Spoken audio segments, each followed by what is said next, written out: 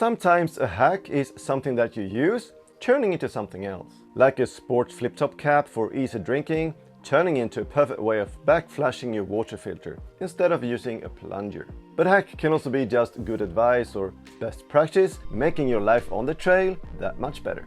Today's episode will focus on both of these categories of hack, and I will give you 6 different ones that amazed me how big impact they have and how much they improved my hiking experience. I use all of these on most of my hikes, and I'm sure that if you're not already using them, 90% of you will after seeing this episode.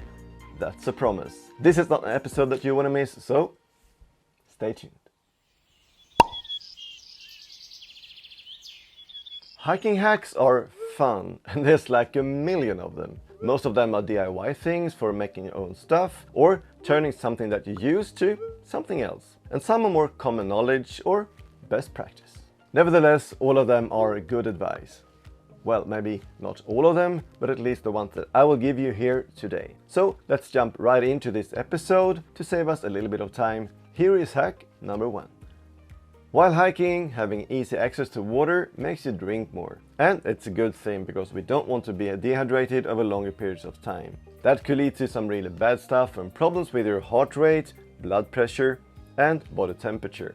Severe dehydration can also lead to weakness or confusion, and in extreme cases lead to kidney damage, brain damage and even death. So drink when you need to and add those electrolytes to prevent any problems. Now, most backpacks are equipped with side pockets where you're meant to keep your water. But they are very difficult to reach while hiking, at least for me, which result in you only drink when you're stopping for a break. Or you can ask a friend to help you out. A better idea, and what many manufacturers offer, is water bottle pockets on the shoulder straps, like these. That makes the water easily accessible for you to drink more while hiking. But if you have an older pack without these pockets, you can always buy separate pouches and attach them, or buy a small water bottle clip, like this one. Here you can see one attached to my ULA Circuit. Even if the bottles hang a little bit loose compared to pouches, they work just fine. And I use them like all the time when I use my Circuit. And another good thing is they are quite cheap. And you can find them on both Amazon and eBay or at your local store. I bought mine at a store called Clas Ohlson. Adding clips or pouches for easy access to water on the shoulder straps to stay hydrated is our hiking hack number 1. Just do it. Our hack number 2 is to repack your food into freezer bags. That will save you both weight, space and money.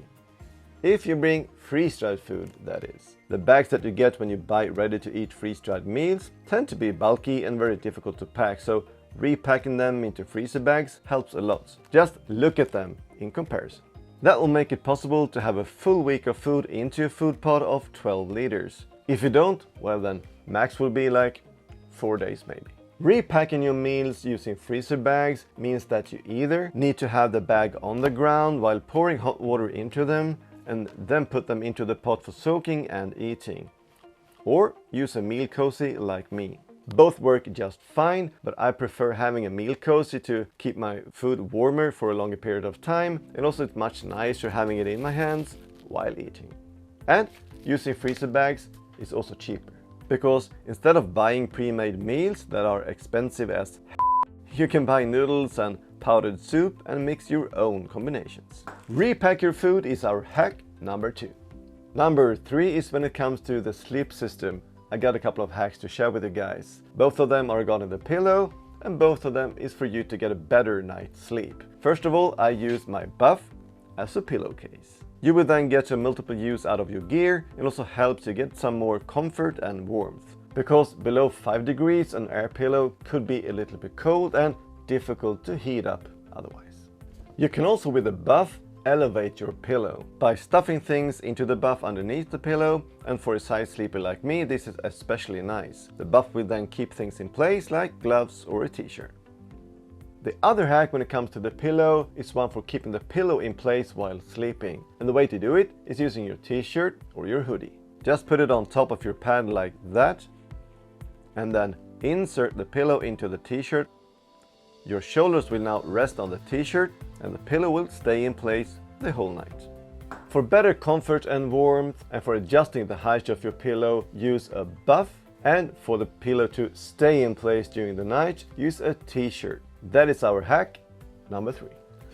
Our hack number 4 is camp shoes. And I don't use camp shoes because I don't think them to be necessary when using trail runners. Just remove the inner sole, loosen the laces, and use them barefoot as a camp shoe during the evenings. The heat from your feet will dry them quicker if a bit damp, and super easy getting in and out of your shoes, especially for the in the middle of the night pee. In the meantime, the inner sole will be left to dry inside your tent.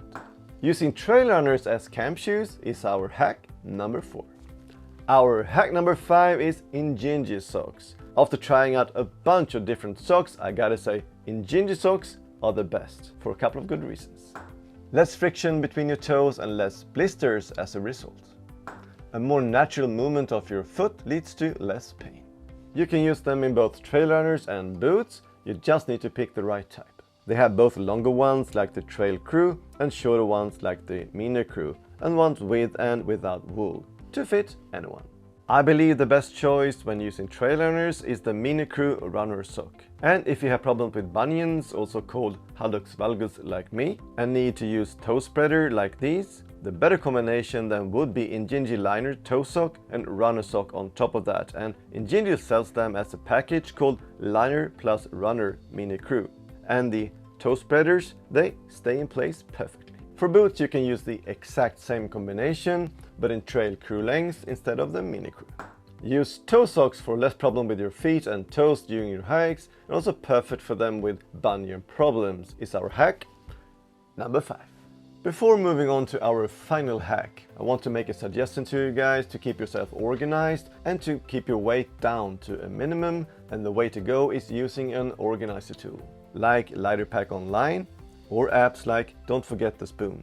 I did a survey last week and about 44% does not use any tool and about 16% haven't heard about them at all. With a tool like the one mentioned, you can do hike-specific gear setups, keep track of all of your gear and weights, and keep yourself organized.